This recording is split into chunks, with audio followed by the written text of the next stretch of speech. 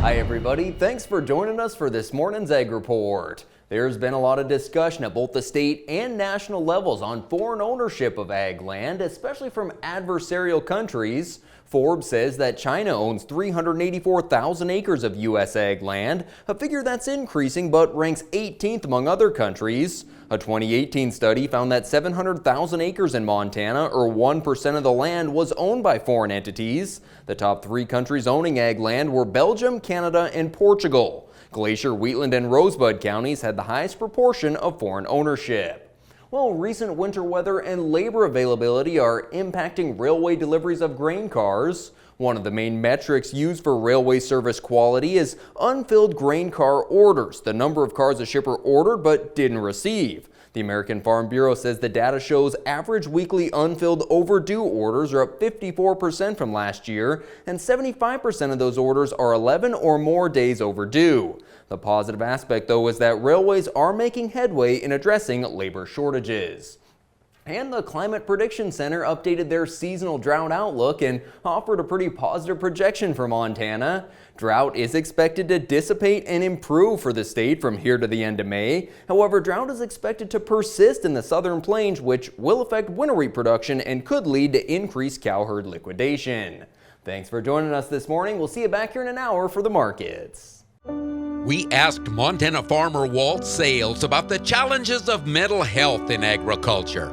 Another drought, there always is. There's always going to be another something.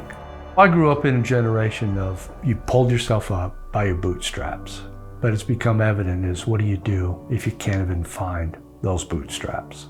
If you need to talk to somebody, go to beyondtheweather.com for free counseling for Montana ag producers.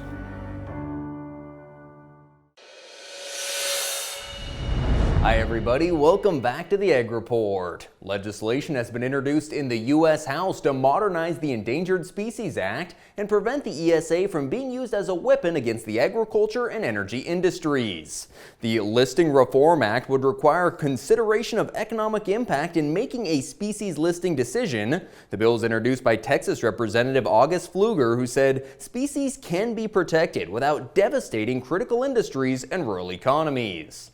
Well, higher box beef and a fifth consecutive week of higher cash trade pushed the futures to contract highs. Live cash deals up $1 from $163 to $166. Dress 4 higher from $262 to $265. The feeder cattle market surged higher last week. At the Glasgow stockyards, light 4-weight steers sold from $280 to $290. Upper 4-weights $257 to $280. Light 5-weight steers $259 to $268. The heavier end $235 to $240, and heifers stronger as well. At the Newell sheepyards, lamb sold $10 to $20 higher, with 70 to 90 pounders $175 to $191, and wheat futures were unable to follow up Thursday's gains and slipped lower, even though it looks like world wheat production will be down in 2023. In the U.S., winter wheat will be challenged by drought, and at this rate, spring wheat could lose ground to other crops that are offering more lucrative price potential. Well, that's going to do it for this morning's Ag Report. Thanks so much for joining us, and have a great week.